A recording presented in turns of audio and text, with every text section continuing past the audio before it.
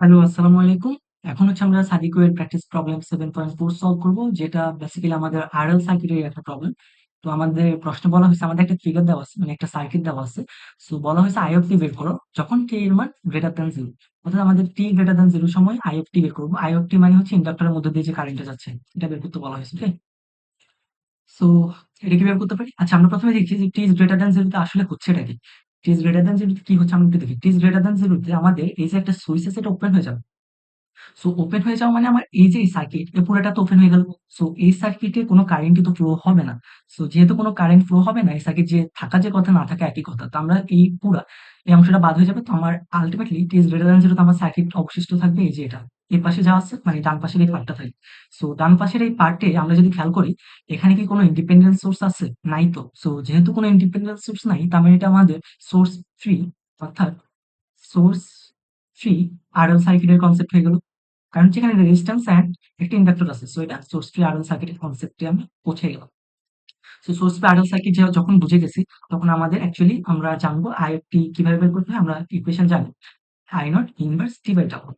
So I naught মানে হচ্ছে আমাদের ইনিশিয়াল কারেন্ট। সো এখানে আমাদের যেহেতু টি ইজ গ্রেটার দ্যান 0, অর্থাৎ exactly T is equal to 0 সময় আমাদের যে ডিসি সোর্স, অর্থাৎ এই যে এটা একটা ডিসি সোর্স ছিল না 15 অ্যাম্পিয়ারের। সো এটা exactly T is equal to 0 সময় ডিসকানেক্ট করা হয়েছে। সো আমাদের এখন মেইন টার্গেট হচ্ছে সো আমাদের ইনিশিয়াল কারেন্ট হবে টি ইজ ইকুয়াল টু 0 সময় যে পরিমাণ কারেন্ট ছিল, অর্থাৎ আমাদের ইনিশিয়াল কারেন্ট আই নট হবে আই অফ 0। সো আমাদের আই অফ 0 বের করা হচ্ছে আমার এখন মেইন টার্গেট। অ্যান্ড আমাদের টাও বের করতে হবে। সো টাও হচ্ছে actually L by R, right? So আমার এল এর মান তো জানা আছে, বাট আর এর মান তো জানা নেই, রাইট? আর এর মান বের করার সমস্যা হবে না, রাইট? আমরা জাস্ট হচ্ছে আর হচ্ছে কি যে ইন্ডাক্টরের অ্যাক্রোসে যে টোটাল তুল্য রেজিস্ট্যান্স আছে ওটা বের করবো। সো ওটা বের করা আমার মনে হয় না একটু কষ্টের কাজ হবে। সো আমরা তাহলে আগে, সো আমাদের অ্যাকচুয়ালি দুটা কেস চিন্তা করতে হয়। একটা হচ্ছে টি লেস দ্যান 0 সময় একটা কেস, এটা হচ্ছে T greater than 0। So T less than 0 সময় কি ছিল? টি লেস দ্যান 0 তে এই সার্কিটটা কানেক্টেড ছিল। সো আমি সার্কিটটা তাহলে আবার এই পাশে যদি ড্র করি। আচ্ছা, ড্র করা কি লাগবে? আমার মনে হয় না ড্র করা লাগবে। আমি এখানেই চাইলে এঁকে ফেলতে পারি। আমি এগুলো একটু মুছে ফেলি, বুঝি।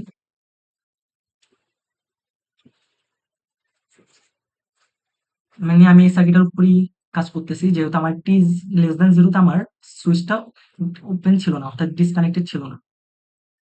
অ্যাকচুয়ালি টি লেস দ্যান 0 সময় আমার এই সার্কিটটা কানেক্টেড ছিল। টি ইজ ইকুয়াল টু 0 সময়ের পরে ডিসকানেক্ট হয়েছে, বাট টি 0 সময়ের আগে এটা কানেক্টেড ছিল। এখন আমার টার্গেট হচ্ছে মানে টি ইজ লেস দ্যান 0 তে আমার টার্গেট হচ্ছে আই নট বের করা, অর্থাৎ ইনিশিয়াল কারেন্ট বের করা। এটা কিভাবে করব? সো আমার যেহেতু এখানে কোনো এক্সাক্টলি কতক্ষণ টি লেস দ্যান 0 সময়ের আগে কতক্ষণ কানেক্টেড ছিল এটা বলা নেই। তাহলে আমরা ধরে নিব যে সার্কিটটা স্টেডি কন্ডিশনে ছিল টি লেস দ্যান 0 সময়ের আগে। স্টেডি কন্ডিশনে ডিসি সার্কিটে ইন্ডাক্টর শর্ট সার্কিট হয়ে যায়। এটা আমাদের জানা আছে, রাইট? আমরা ষষ্ঠ অধ্যায়েও দেখছি এটা, যে আমাদের ইন্ডাক্টর শর্ট সার্কিট হয়ে যায়। তো আমাদের এটা হয়ে যাবে তাহলে শর্ট সার্কিট টি লেস দ্যান 0 সময়ের আগে, যেহেতু স্টেডি কন্ডিশনে পৌঁছেছে। তো আমার এখন টার্গেট হচ্ছে এই যে আইটা বের করা। এটা তো আর আই অফ টি থাকবে না, মানে এটা তো আর টি এর ফাংশন আকারে থাকবে না। এটা আই এর একটা এক্সাক্ট কনস্ট্যান্ট ভ্যালু থাকবে আমাদের। সো আমি এটাকে আই না দেব। এখন আমাদের টার্গেট হচ্ছে আই বের করা। সো এখন আমার এদিকে 15 অ্যাম্পিয়ার যাচ্ছে। 15 অ্যাম্পিয়ার এদিকে একটা যাবে, এদিকে এক ভাগ যাবে, আর এদিকে এক ভাগ যাবে। তো আমার এখন টার্গেট হচ্ছে এদিকে টোটাল রেজিস্ট্যান্স কত ওটা যদি বের করে ফেলতে পারি, তাহলে আমার কারেন্ট ডিভাইডার রুল দিয়ে ইজিলি আই এর মান বের করে ফেলতে পারবো, রাইট? সো আমার তাহলে মেইন টার্গেট হচ্ছে কিভাবে আমি আই এই দিকে তুলো রেজিস্ট্যান্স বের করতে পারি। সো আরেকটা জিনিস আমরা দেখতে পারতেছি যে আমার এটা যখন কানেক্টেড হয়ে যাবে, এটা তখন শর্ট সার্কিট হয়ে যাচ্ছে, রাইট? এই 5 ওহমটা শর্ট সার্কিট হয়ে যাচ্ছে না? এই 5 ওহমটা শর্ট সার্কিট হয়ে যাচ্ছে। তার মানে আমার এই 5 ওহমের মধ্য দিয়ে কোনো কারেন্টও যাওয়ার কথা না।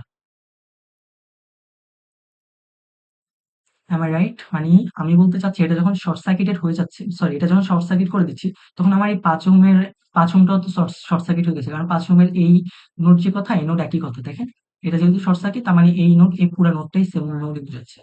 তার মানে আমার 5 ওহমের মধ্য দিয়ে কারেন্ট যাওয়ার কোনো মানেই হয় না। পুরা কারেন্টটা এদিকে একটা যাবে, এদিকে একটা যাবে, তারপর এখানে এসে মিলিত হয়ে আবার এদিকে চলে আসবে। তার মানে আমার 5 ওহমটাকে আমরা ইগনোর করতে পারি। মানে এটাকে আমরা ক্যানসেল আউট করে দিতে পারি। তো তাহলে আমার রাইট সাইডে যে তুলো রেজিস্ট্যান্স, এটা হচ্ছে 12 আর 8 প্যারালালি আছে। সো আমার রাইট সাইডে তুলো রেজিস্ট্যান্স, সো আমি যদি একটু সিম্পলি ড্র করি, আমার এদিকে হচ্ছে 12 অ্যাম্পিয়ার ছিল, 12 অ্যাম্পিয়ার যাচ্ছিল মেইনলি, অ্যান্ড এদিকে একটা ভাগ যাবে, অ্যান্ড এদিকে একটা ভাগ যাবে। সো এদিকে যে ভাগ এটা 24 ওহম, মানে এদিকে যে রেজিস্ট্যান্স এটা 24 ওহম। এটা এখানে তো আমাদের কিছু করার নেই, এটা 24 ওহম, 24 ওহম আছে। আর এদিকে টোটাল ক্যাপাসিট্যান্স হচ্ছে 12 আর 8 প্যারালালি আছে। সো 12 আর 8 প্যারালাল থাকলে এদের প্যারালালি মান হবে 12 ইনটু 8 বাই 20।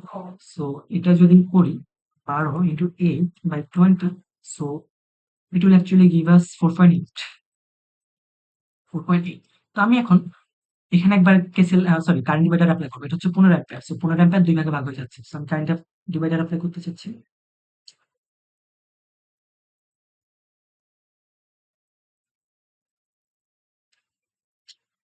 সো আমার ওকে, সো কারেন্ট ডিভাইডার যদি এপ্লাই করি আমার এদিকে একটা ভাগ যাবে, এদিকে একটা ভাগ যাবে। সো কারেন্ট ডিভাইডার এপ্লাই করার আই হোপ জানা আছে 15 ইনটু আমরা এই ব্রাঞ্চে কারেন্ট চাচ্ছি। সো তাহলে অপর ব্রাঞ্চের রেজিস্ট্যান্সটা উপরে রাখবো। দেন নিচে 2টা যোগ করে দিব। 24 প্লাস 4.8। সো আমার এদিকে তাহলে টোটাল কারেন্ট যাচ্ছে 15 ইনটু 24, 24 বাই 24 প্লাস 4.8 তার মানে 28.8। সো এই মানটা আমাদের আসবে 12.5। এখন আমাদের তো 12.5 দরকার নাই। আমাদের দরকার হচ্ছে 12 12 ওহমের মধ্যে দিয়ে করতেছে।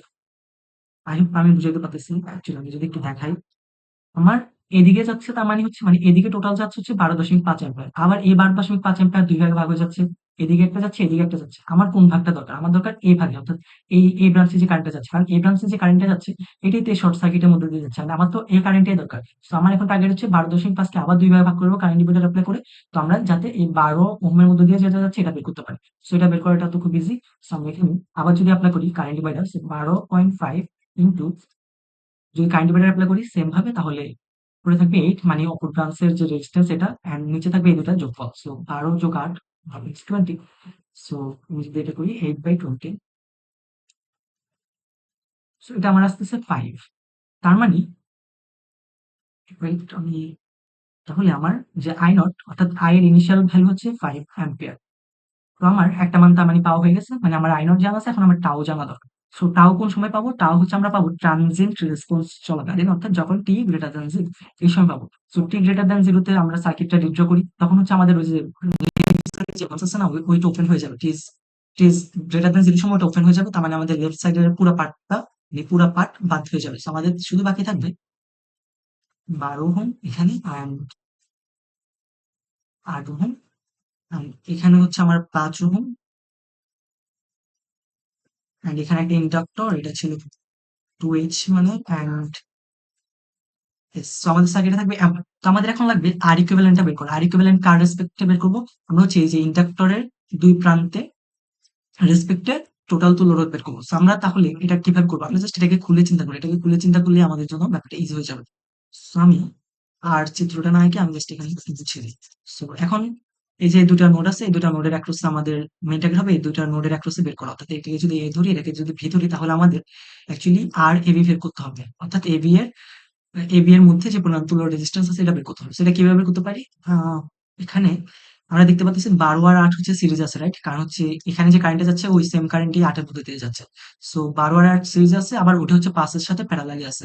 সো 12 আর 8 সিরিজে, দ্যাট মিন্স 12 যোগ 8, দ্যাট মিন্স এটা 20 হবে, অ্যান্ড 20 অ্যান্ড 5 এটা প্যারালালি আছে। সো এটা যদি আমরা করি 20 ইনটু 5 বাই 25, রাইট? সো আমার এটা হবে 100/25, দ্যাট মিন্স 4। সো আমাদের আর ইকুইভ্যালেন্ট হচ্ছে 4।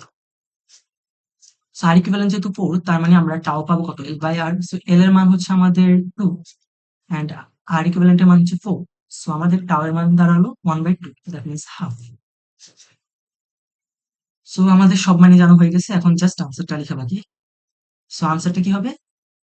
ফর t গ্রেটার দ্যান 0 আমাদের আনসারটা হচ্ছে I of t is equal to I naught মানে ইনিশিয়াল কারেন্ট যেটা 5 অ্যাম্পিয়ার পাইছিলাম, 5 inverse t by tau. So t by tau হচ্ছে হাফ। সো এটাকে আমরা লিখতে পারি I of t is equal to 5 inverse twice t, and ampere obviously এককটা লেখা দরকার। সো এটা হবে আমাদের আনসার। ওকে, সো আমি আরেকটা জিনিস বারবার আমি হয়তো ইগনোর করে যাচ্ছি। আমি একটু এটাকে একটু আবার যদি একটু বুঝাই কাহিনীটা। আমি যেখানে যে আইটা বের করতেছি না, মানে আমি যে ইনিশিয়াল কারেন্টটা বের করতেছি, এটা কখন করতেছি? I less than 0 সময়। মানে আমি অ্যাকচুয়ালি I 0 মাইনাস মানে 0 সময় পৌঁছানোর একটু আগে বের করতেছি। অ্যান্ড আমরা কি জানি? ইন্ডাক্টরের ক্ষেত্রে কারেন্ট অ্যাব্রাপ্টলি চেঞ্জ হতে পারে না। মানে আমরা ষষ্ঠ অধ্যায় ইন্ডাক্টরের যেখানে বেসিক বোঝানো হয়েছিল, মানে ষষ্ঠ অধ্যায় সার্কিট বইতে আমরা দেখতে পাচ্ছিলাম যে ইন্ডাক্টরে কারেন্ট হচ্ছে অ্যাব্রাপ্টলি চেঞ্জ হয় না। মানে I 0 মাইনাস যে কথা আই 0 প্লাস, অর্থাৎ 0 সময়ের একটু পর কারেন্টের যে মান 0 সময়ের একটু আগে কারেন্টের সেম মান থাকে, অর্থাৎ অ্যাব্রাপ্টলি চেঞ্জ হয়। মানে এমন হবে না, মানে এমন স্টেপ রেসপন্স এর মতো চেঞ্জ হবে না, ঠিক আছে? এটা এমনে আস্তে আস্তে চেঞ্জ হতে পারে, বাট এমন অ্যাব্রাপ্টলি চেঞ্জ হয় না। সেই কারণে আমরা বলতে পারি 0 সময়ের আগে একটু আগে যে পরিমাণ কারেন্ট থাকে, 0 সময়ের একটু পরে সেম সেম পরিমাণ কারেন্ট থাকে, সেটাকে আমরা আই অফ 0 আকারে ডিরেক্টলি লিখে দিতে পারি। সো আমি অলওয়েজ এটাকে এভাবে ডিরেক্টলি লিখে দিই। আই হোপ এটা বুঝতে কারো সমস্যা হওয়ার কথা না। So that's it. I hope বুঝা গেছে কাহিনীগুলো।